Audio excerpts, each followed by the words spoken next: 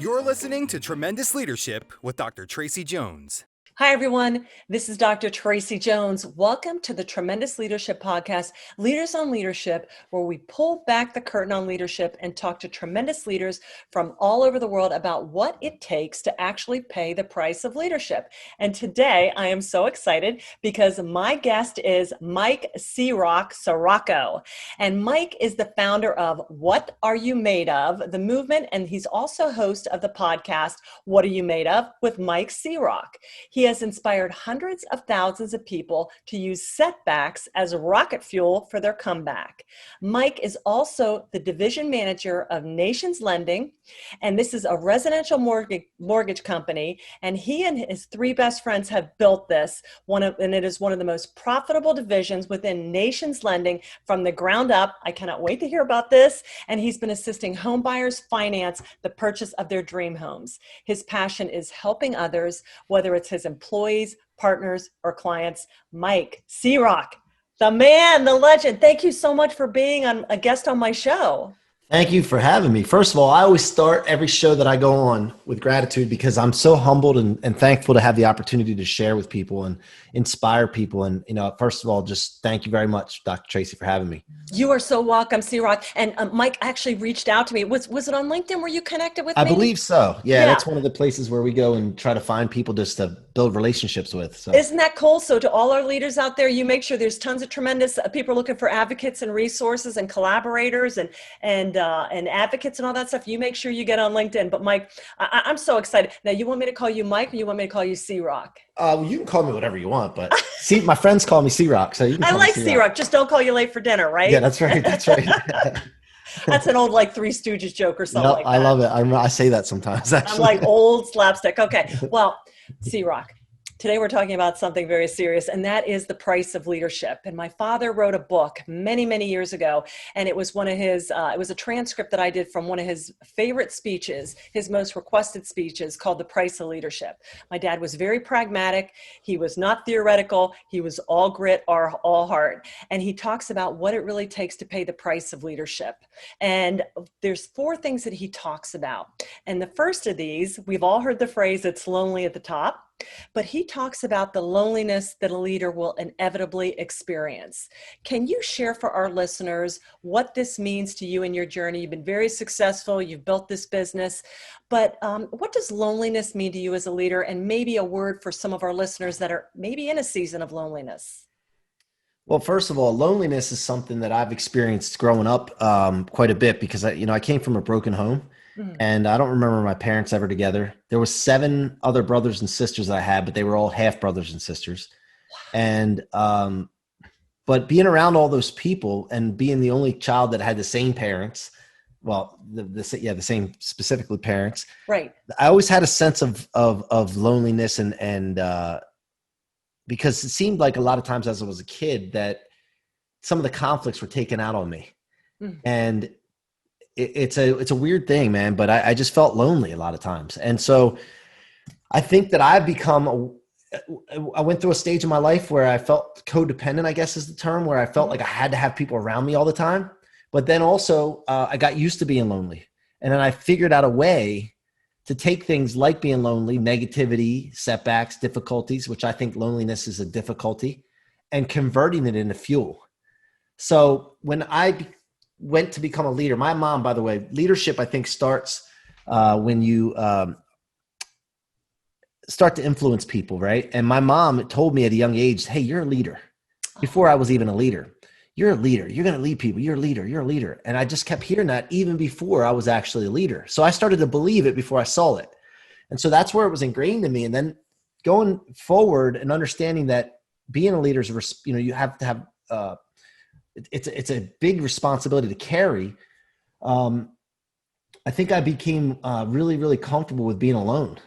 But it's so true because what happens is that when I have to get on people to hold them accountable, so to speak, and call people out when I see that they're not pulling their weight or not doing what they agreed and gave me permission to hold them accountable for, sometimes you feel like you're alone. I don't know how to describe it any other way besides that. I mean, a lot of times I feel like I'm being a jerk sometimes, holding people accountable.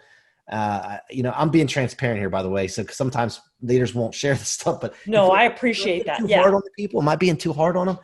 Yeah. And then you get into this world where nobody really understands what you're going through because you're the one holding them accountable. Right. So I definitely can feel that. I don't know the answer besides you got to get used to it. Right.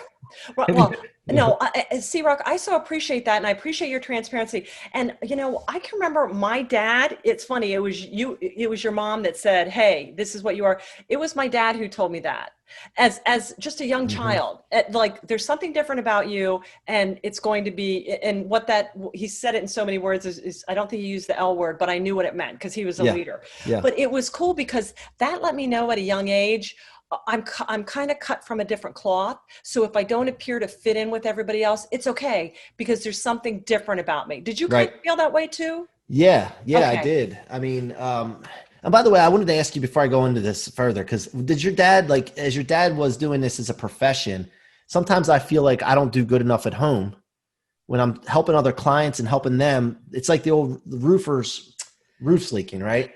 Right. So did you experience that? I'm switching this around on you real quick. Well, no, I really appreciate that. He would say that he drew so much energy and content from his family. But if we're going to be completely transparent here, I think that is where he felt like he failed the most as far as leadership, because he was so always busy pouring out with everybody else. I can relate to that. You come from a lot of siblings. I come from a lot of siblings. There are those of us that not need a lot of care and feeding. We're just kind of telling me I'm a leader. Okay. Yeah. Let's get to leading. But there's other my siblings that it was tougher for. So I think it's all about how resilient and adaptive the child is. And my dad really came from a broken home like you. Mother abandoned him, poverty, flunked out of school, felt stupid, really marginalized a lot, but was like, I'm still going to own it. So I'm glad you said that. I think as leaders, we do often wonder, if I'm pouring so much into the outside, what about my own home base? Yeah. And I think I tend to see that. And my wife questions me a lot. She keeps me in check. I've been married almost 18 years. And she questions me and I get defensive sometimes, like, yo, wait a minute. And then I have to I got to step back for a second and say, wait a minute, you know what? Let me analyze that. And that is something that I feel constantly that I need to continue to work on. We do. And I'm just newly married. Okay. So I got to learn not to do my own thing. Thank you so much. But Peter Greer was on another one of my podcasts, and he's the one that, started Compassion International, and just a phenomenal. And he said, and he's a man of God, and he was so honest. And he said, his wife finally said to him, I know you're saving the world and you're bringing glory to God, but you've lost me, and I won't leave you, but we're done. Because he was so fixated on changing the world, he forgot the greatest thing that you can change is your own family and those nearest to you. And so, and this is a big guy. So thank God that you have a wife that is open and honest with you. And thank God that you're a husband that's open to receive that, because that's a beautiful, we're constantly cross-checking each other. Yeah. 100%, man. And I am blessed and thankful that I have her to do that for me, as much as it might be difficult for her, because she wants to support my mission. Right. But it's all balance. Right. It's a healthy balance. Yeah. Well, and the other thing you talked about, I love that you talked about when you're holding people accountable. Believe it or not, Ciorrocco, I'll be completely transparent with you too. I've had leaders tell people on the show, tell me, hey, no, there is no loneliness. And I'm like, come on, surely you have had to tell people and be the hammer. You know what I'm saying? Yeah. Otherwise, why are you there? If everybody does everything right 100% of the time, you're drawing a salary for I'm not sure what. Mm-hmm. And there's vision casting, but if you don't hold people accountable, and I'm sorry, we're all human, and we'll all look for shortcuts or kind of lose our edge. So I really appreciate you saying that. That is a lonely part of leadership, because sometimes we feel like we're having to not police everybody, but we're having to be the black hat, and we don't like that as leaders. No, I know. You know what? The people that say it's not lonely, to me, I think that they may be very successful, but that doesn't mean they couldn't be more successful. I think, to me personally, they're probably trying to be more friends and worried about being liked than being a leader. Right. And they may say, well, I'm this successful. I'm not, and again, this isn't against anybody in particular. I know that. In general, but let's say, well, you're here, but if you were really leading and to the point where you had to feel alone because you had to isolate someone to really help them achieve something and hold them accountable, maybe you would be way up here, so that's the thing that you Oh, gotta that's a think. beautiful point. Right. And you know what? I was prior military, so I talked to a lot of prior military, and it's kind of funny because the military people are all like, oh no, you gotta lay it down and say, hey, you did not fulfill the needs of the mission and something must be done. So it's kind of funny because they're always like, oh no, you're constantly evaluating people and measuring them. I mean, there's the empowering, but there's also the responsibility. So leadership is, yes, I want to build you up, but if you're not cutting the mustard, we got to have a talk here Yeah. because something's got to change. So thank you for being transparent about that. Yeah.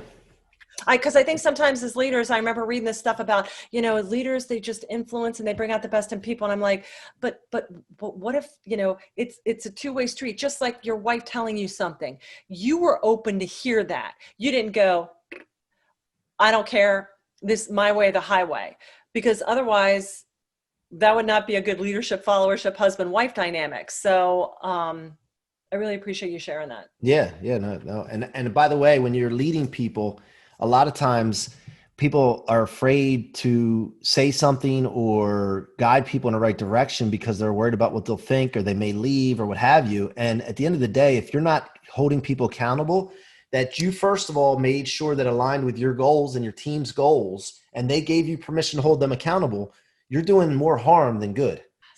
And a lot of people don't realize that. And Brandon Dawson is a mentor of mine. And Brandon talks about, which he gets his information from all his mentors. It's been passed down the line, right? But he always talks about the fact of leaders' job is to make people success easier. Mm-hmm. And so that's something that runs through my head constantly. How can I make my team's success easier? How can I make their lives easier? Right. It's not about being a boss. It's about like showing something that, oh, maybe they didn't see this way before. Right. And, that's something that sticks with me, quite often. I love it. And I love that you're focused on not just having it be successful, but uber, as successful as it can be. And we all know there's no lid on that. There's no. So we're put here for a reason, right? We're put here. We all have a purpose. And the other thing is we're put here by our creator, whatever anybody believes. I believe in God, but I believe that we all have a certain potential, and none of us know what that potential is. And if we're not going to go up and keep going up and chasing whatever it is, once we hit a goal and go to the next thing, to me, it's a slap in the face to my creator. Yeah, that's the way I view it. And so I really feel like that's something that drives me every day, is the fact that I got to reach for that purpose. It's not about greed. A lot of people that quit on themselves will call other people greedy or obsessed with money or success or achievement or whatever the case is. It's not about that. We're put here to build and create and achieve things to a certain level, which I don't know what that level is. It's not for me to know until I don't know when, but I just keep going. I don't want to ever disrespect or, that's just the way I view it. Mm-hmm. And I love that. Okay. So we talked about loneliness. Now, the next thing my dad talked about, hey, if you're going to be in leadership, it's going to be wearisome. And if you're going to be doing anything worthwhile, there are going to be times, and you kind of touched on this, where there's people doing more than their share, people doing less than their share. But how do you stay refreshed? Ciorrocco, I know you talked about, hey, making sure the chain is strong across all the links, but how do you stay at top fighting form? Well, I believe that you got to take care of your body. A lot of people do not focus on that. And I approach everything with the same vigor and rocket fuel, like working out. When I'm in the gym, I press the limits. I believe you got to press the limits in all aspects of your life. And so I think that starting with when I first wake up in the morning, my eyes open, I'm gracious. I'm thankful that I woke up, and I really look and say, man, I have fingers. Some people don't have hands. I wiggle my toes, which is corny maybe, but I wiggle my toes. Man, all right, let's go. I got to hop out of bed because I got to use these legs. That's what goes through my head. And then I hit the gym. And when I go to the gym, I hit it with intention that I need to improve. It's not just to maintain my body. It's not just to get my heart rate up. It is to go hard and try to improve in some way.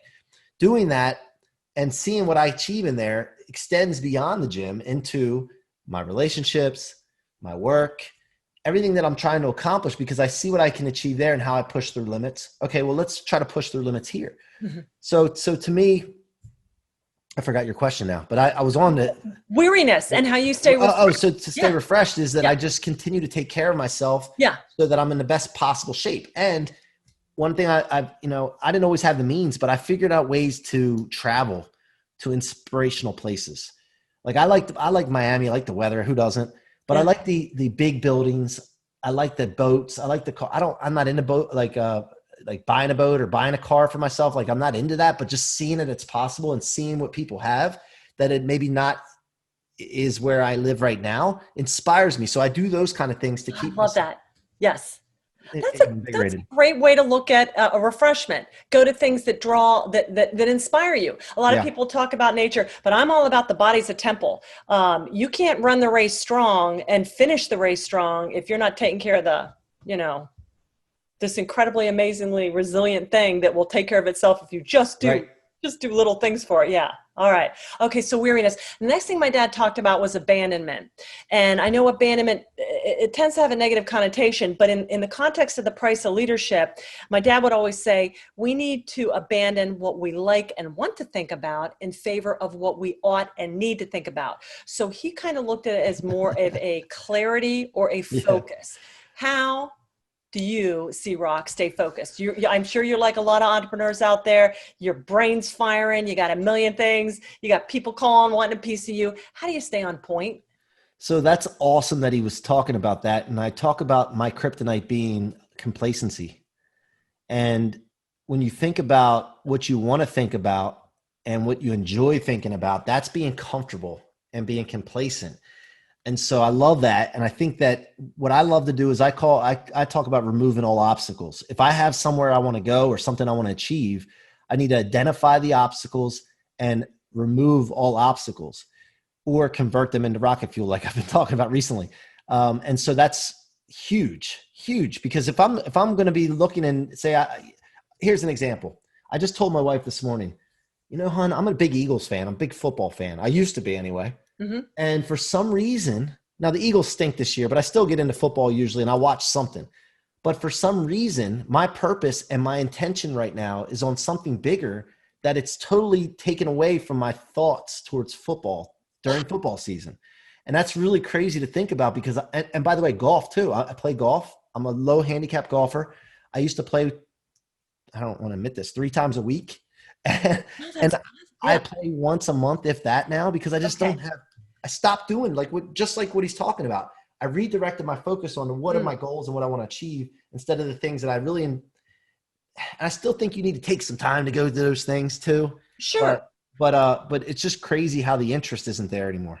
Well, I love that. And I love that you said redirect because a lot of people are like, well, I'm just not very focused. I'm just not that kind of a person. Oh, you are. I'm not either, but it's all about priorities. And if I'm being very disciplined, I love that you said that. I mean, the habits I had 5 years ago, I've completely shifted a lot of stuff and got more diligent about, okay, what do I really want to, and that fire in the belly for stuff that used to occupy my mind, it's just not there anymore. You kind of fall out of love with that stuff. Why? Because you've fallen in love with something else, a new passion. Yeah. And it's a lot of times too, it has to do with the people that are associated with those activities or thinking or what have you, that those people may not be destined for the journey that you're on. Right. And they may not be supporting the journey that you're on. And so there's an audit that goes on in my mind, a lot of the people that I'm around, which everybody's heard about that. Yeah. Like who's in your crew and all that, but also the thoughts that go through my head. I audit the activities that I'm doing. Are they going towards where I want to go or taking me away from where I want to go? And I'm very conscious of that. And that's helped me big time. I love that. I love that you do a mental audit because a lot of people are just like, and I'm like, oh, no. You control. You control your thought processes. Okay. And I love that you talked about traveling partners too, because I think as you suit up to climb different peaks, not everybody who was along for that journey, or you may need a different Sherpa or guide to get you up to the next level. So everything's kind of always in transition. You have to be comfortable with change. Yeah. I mean, I think when it comes to my spouse, for example, people talk about growing apart. And I think that you need to grow together as a couple, but then you have friends that it's the same way, you grow together or you grow apart, and it's an intentional act.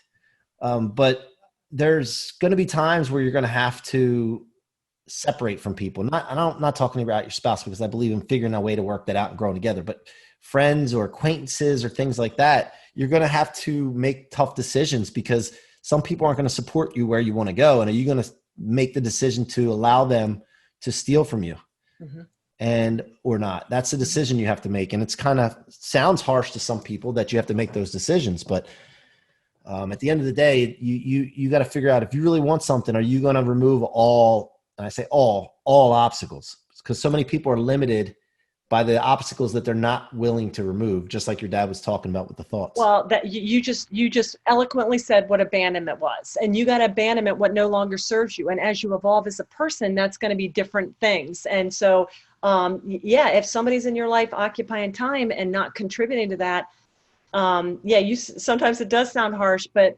it's not a good fit anymore. I say that if people want to hang out with me, find out what I'm interested in going towards and accomplishing, creating and building, and encourage that or be a part of that. I love that. That's how you can be around me and hang out with me. I love it, Ciorrocco. Excellent. Okay. The last point he talked about was vision. And a lot of times I remember when I was a young leader, I'd hear vision. I'm like, well, I'm kind of a realist. I don't know if I have this vision thing, but my dad was like, vision is just seeing what needs to be done and doing it. I think some people have vision, but they never actually take action and execute. But what does vision mean to you? And how do you continue to hone your vision for your business? So I think that one thing to me, vision needs to be big. Because we don't know, I mentioned this before, we don't know what our potential is. Okay. So when you start to have a vision of something, you generally tend to go towards what you can believe and that's currently happened in the past or happened in the past. And to me, what I've learned over the last few years is that I need to go beyond that. I need to really imagine that I have the opportunity to do whatever I wanted to. Mm-hmm. Obviously, physically, we can't fly with our flapping our arms. Okay. We have certain physical limitations, but to accomplish what we want to accomplish by flying, we can do that. Mm-hmm. Mentally, we have, there's unlimited potential. We don't know what's possible. So vision to me has to be bigger than my mentor, Grant Cardone, talks about 10X. You got to go big. You have to go big with your vision. And then secondly, from there, one of the things that we talk about this a lot with, I'm trying to think, I was thinking of one particular thought regards to my book I was just writing about when it came to vision. It'll come back to me, but I lost my train of thought with it. Sorry. That's okay. I have a good one, but I just lost it. I don't know. What was the thing he said about vision again? Oh, just vision. And you were talking about going beyond, and Grant Cardone, and that vision is just really seeing what needs to be done. So how do you, it sounds like you're reading great books, you're hanging out with people, you take care of yourself, but how do you get your future lens on? How do you go to the next big thing? By the way, that was a setback right there. And watch how I turn this into fuel. Yeah, right. So vision, big vision, and then the action that follows the vision is what matters. Yes. So I tell my team all the time too, like if we're trying to accomplish something, we need to figure out what it is we want with no limitations. Don't put anything limitations. Don't matter if you're going to get there. Doesn't matter how you're going to get there. We don't even care about that right now. Okay. We just want to know what you want. Mm-hmm. Let's figure out what we want really, like what really sets you off, what moves your needle. And then what happens is that if we have that big enough and it's enough excitement and it moves that needle, you'll be willing to do anything to get it, right? Because there's going to be the setbacks and letdowns. There's going to be all these things that we're going to come across. We got to proactively plan our vision to be big enough to be able to overcome the hurdles and setbacks and everything that we can't anticipate happening. That's what I was going to say. I love it. I love it. And okay, so I love it. Move the needle forward. And then, you do. Once you get that singular focus, you become so emboldened that then you become relentless. And you don't listen to the naysayers. You don't listen to, sometimes you can't even sleep because it's just, and it's not, it's a passionate, it's not an obsession, but you become, well, maybe it is an obsession. You just get so clear. And I mean, that's when life takes off. But I love it. I think I did a critical thinking seminar, and I think it's called abductive thinking. It's when you think and there is no limits. It's beyond thinking outside the box. You don't even know the word box. You just think about in the realm of the ideal, unlimited possibilities. And I love that you start there and say, because I think a lot of people, as you so eloquently pointed out, I still see myself as past Tracey. And so I don't know where future Tracey can be. And so how do we get out of our own minds and ignite this God seed in all of us? Because I, like you, believe it's there, because that has the potential to be anything in the world. And we don't even know. We haven't even begun to crack that code. Well, I think that I watch Elon Musk. I watch Bill Gates and Steve Jobs and, man, all these people that have achieved such big things in business, right? And I'm thinking to myself, if they at some point were ordinary guys, just ordinary guys, and they had an idea and they just got maniac obsessed about it. And then I do that sometimes where I'll get a little discouraged because I'm not making the progress that I want in something. Yes. And, or somebody's discouraging me, like, they're not being supportive of as I want them. I'll tell them accomplishment that I had. I spoke to so-and-so, this guy, I spoke to an NBA player in an interview, and I want to tell my friend about it because I'm so excited. And then they're just like, or they don't even respond to the text or something like that. And I think to myself, man, what do I got to do? And then I think if I stop now, I won't be able to accomplish what my Bill Gates thing is, my Steve Jobs thing is. There's something out there. I don't know what it is exactly yet, but there's something out there that's going to happen. I know it. I'm going to hit a home run that's going to have impact. Mm-hmm. And if I stop and get discouraged and give up, I won't get it. Right. And I'll just be like everyone else. So that's the thing that rolls through my head a lot. I think about the people that have achieved big things, and then the fact that they went through the same things. They went through the same things we all go through with discouragement and difficulties, but they just kept pressing. Well, it's the old Bum Phillips quote: "The only form of discipline that lasts is self-discipline." It's nice to have a cheering section and fans, and some days I have them, other days I got the haters, but self-motivation, if you can stay on point and draw that internal fuel to keep you going, because I don't care if you are a Steve Jobs or whoever you talked about, there were, I'm sure, many times where everybody poo-pooed on them and said, yeah, no, but we can't stop with that. Yeah, no. And for somebody like your father, for example, that did what he did, I just love to know some of the things that went through his head as he was doing and going through his journey to be the success that he was and what he did. And I always like to examine that.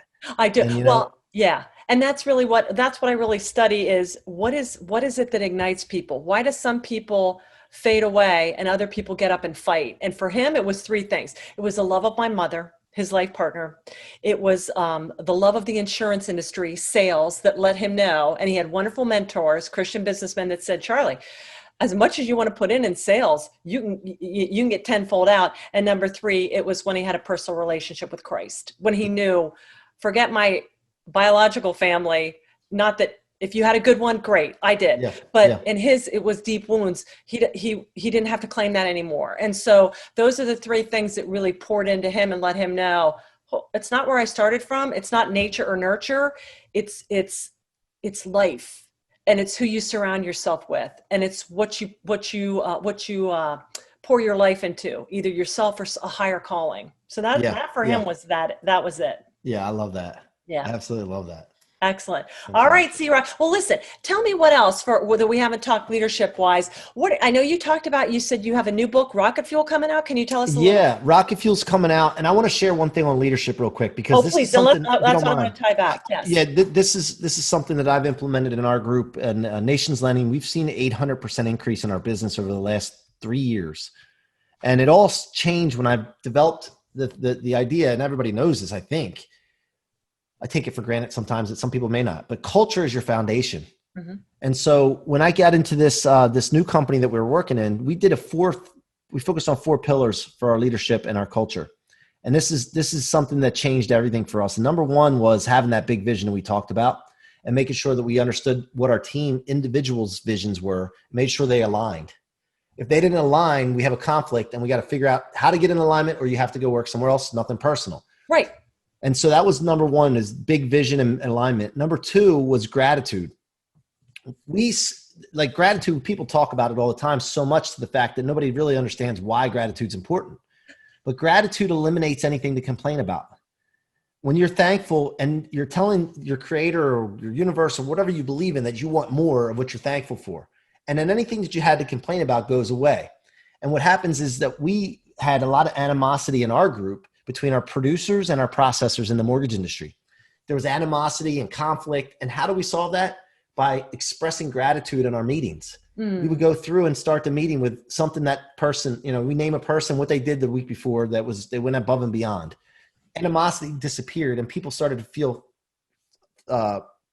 appreciated. So gratitude was number 2. Number 3 was unlimited income potential. To me, a leader should be able to help others change their lives. And not, if they're not in a sales position, not by giving them higher salaries and all that, but in providing an opportunity for them to have unlimited income potential. And what I mean by that is our salespeople can sell as much as they want and you train them and they can have unlimited income potential. But what about the people that aren't in sales and get commission and they're on salary and what have you? Do you encourage those people to go out and help the business bring in revenue and reward them for that? And so that's what we've done. We've created opportunity for our people that aren't in sales to go out and be salespeople as well and ask for business. And in turn, it helps change the financial situation for their family, 1. Number 2, the company, the revenue that's brought in, not just coming from sales, has helped pay for salaries, which allowed us to hire more to provide better customer service. So that was number 3. And then number 4 was we accountability. My mentor, Brandon Dawson, talks about this a lot. You have to work on yourself as a leader first before you can help others. And then secondly, then you help the team, which is we accountability, and provide an environment, create an environment of basically team leaders that the whole team holds each other accountable. Right. Those 4 pillars, when I took the lead and implemented those 4 pillars into our business skyrocketed and we just grew like a weed in a good way, not a negative connotation of a weed. Yeah, a good weed. Yeah. And so I wanted to share that with you on that. And you mentioned Rocket Fuel. Rocket Fuel is a book that I was going to name What Are You Made Of, like my podcast, but it didn't have the punch that Rocket Fuel does. And I know there's another entrepreneurial book. This isn't an entrepreneurial book that I'm writing. There's an entrepreneurial book called Rocket Fuel. This one is about turning setbacks into rocket fuel. Meaning, and I say rocket on purpose, not just regular fuel, because rocket fuel is the only thing I know that can get you into space. And when you're in space, you're away from other people's problems that they just throw at you. You get to pick your problems that you choose to solve. It's not anybody else's problems that's just thrown upon your plate. And you're away from gravity, which is all those negative suppressing things that pull you back from away from your dreams. So Rocket Fuel is my story, the things that I went through, tells the stories about being around broken people and how I was able to convert those things to propel myself into my future and where I'm going. And I'm excited to get that into people's hands. It's available for pre-sale right now at MikeCiorrocco.com/book. That's MikeCiorrocco.com/book with no K, Ciorrocco with no K. I love it. I love it, Ciorrocco. Okay, so now where can people get in touch with you? Because I know a lot of our listeners we talked about on LinkedIn, but what is the best way to get in touch with you, Mike? LinkedIn, I'm all over the place. I'm not really hard to find. I did that on purpose. LinkedIn, Facebook, and Instagram at Mikey Ciorrocco on Instagram. I love Instagram. It's one of my favorites. I love engaging with people in the DMs, the direct message section. Yeah. And if you've looked me up on there, I have a great following, but I love to engage and I will not shy away from you if you send me a message. I love that. I love that. And your podcast, tell the folks too what the name of that is again. What Are You Made Of? What are you made of? And that's about just self-affirmation talk. I do a lot. I talk to myself a lot. Maybe I'm crazy, but I always, things are tough, I always say, what are you made of? Look at all the stuff you've been through. You got this. So I started sharing my story and then I encouraged other people to do that. So then people wanted to come on the show to share their story. And it just became a hit. And I actually loaded up too many episodes where I was like, I had so many in the can that I couldn't record more. I felt bad because they were taking so long to get out, releasing 2 a week. So check it out. That's a good one. I have some really good entrepreneurs on there and some great stories of people that have used their setbacks as fuel for their success. I love it. Hey, and the 4 points you mentioned at the end, is that vision alignment, gratitude, unlimited income potential, and we accountability, is that part of Rocket Fuel, or where can we find more on that? Yeah, that's in the book. That's in the book too. I write about that in the book and how I came up with that. I love it. Along with numerous other things, but that's leadership is a big part of the book for sure. Okay. And so they can get the pre-release now. Excellent. Be looking for that. Well, at least we got the 4 cornerstones so we can start working at it as we wind this year to a close. But Ciorrocco, thank you so much for taking time to share with leaders. I wrote down a ton of notes. And as always, you really spoke to me. I mean, there were a couple of things you said that really hit me. So I thank you for that word of confirmation and affirmation. Thanks so much for sharing with all the leaders out there too. Thank you for having me. I appreciate the opportunity. I'm very, very, very thankful. You're welcome. And you have a blessed Thanksgiving, Ciorrocco. We got a lot to be thankful for. I know this will come out after that, but we're still thankful, right? That's right. I love have a it. good one. Okay. And to our listeners out there, thank you so much for being part of the Tremendous Tribe. If you like what you heard, be sure and hit the subscribe button. Make sure you go over to Ciorrocco's too and subscribe to his as well. And do us the honor of a 5-star rating. Also, reach out, send us a note. And if you liked also what you heard, don't just be a listener. Go over to tremendousleadership.com and become a subscriber, and you get 2 free weeks of ebooks. So to our tremendous leaders out there, thank you so much for continuing to pay the price of leadership. We so value you. We're thankful for you being in our tremendous tribe, part of the tremendous legacy. Have a tremendous rest of the day. Bye-bye. Thank you for listening to Tremendous Leadership with Dr. Tracey Jones. Find out more about Dr. Jones at www.tremendousleadership.com. If you've been ignited by something you heard in this episode, let us know by leaving a review for Tremendous Leadership wherever you listen to podcasts, or by sending us a message through www.tremendousleadership.com.